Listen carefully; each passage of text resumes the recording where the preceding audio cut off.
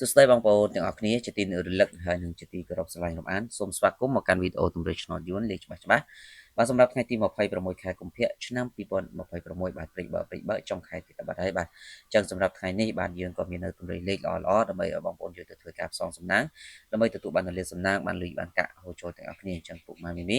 បាទអ្នកដែលមិនទាន់ចុច follow page ក៏សូមជួយចុចម្នាក់មួយហើយក៏កុំភ្លេចបាទជួយ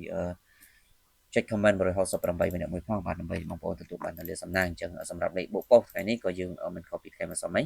គឺយើងមានលេខបូកប៉ុស្តិ៍3គ្រាប់បាទសម្រាប់រៀងរាល់ម៉ោងតែម្ដងហើយសម្រាប់បងប្អូនដែលចង់បានលេខល្អក៏អាចធ្វើការតាមដានជាមួយនឹងវីដេអូនេះទាំងអស់គ្នាអញ្ចឹងសម្រាប់ថ្ងៃទី26ខែ2នេះសម្រាប់លេខបូកប៉ុស្តិ៍បាទយើងលេងម៉ោង1កន្លះឆ្នោតយួនថ្មីបាទដែលគ្រាប់ទី1គឺបងប្អូនទាំងអស់គ្នាបាទសូមធ្វើការបូក02បាទបូក02មួយគ្រាប់ទៀតយើងបូក53ហើយនឹងគ្រាប់ចុងក្រោយគឺបងប្អូនសូមបូកតាគាត់បាទចឹង3គ្រាប់នេះបងប្អូនអាចលេងបានសម្រាប់ម៉ោង1កន្លះឆ្នោតយួនថ្មីហើយសម្រាប់ម៉ោង4កន្លះ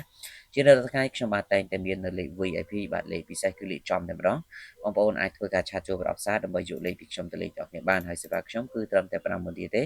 បងប្អូនយកលេខទៅលេងត្រូវ100%បានយកសេវាបើចេញត្រឡប់ឬក៏ចេញគុណគឺអត់យកសេវាពីបងប្អូនទេបាទ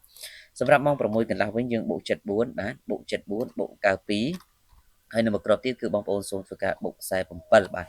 ចឹង3គ្រាប់នេះគឺសិតតែជាលេខល្អលេខពិសេសហើយបងប្អូនអាចយកទៅធ្វើការផ្សងសំណាងបានអញ្ចឹងខ្ញុំបាទក៏សូមអរគុណជូនពរបងប្អូនសំណាងល្អត្រូវឆ្នោតទាំងអស់គ្នាសូមគោរពលា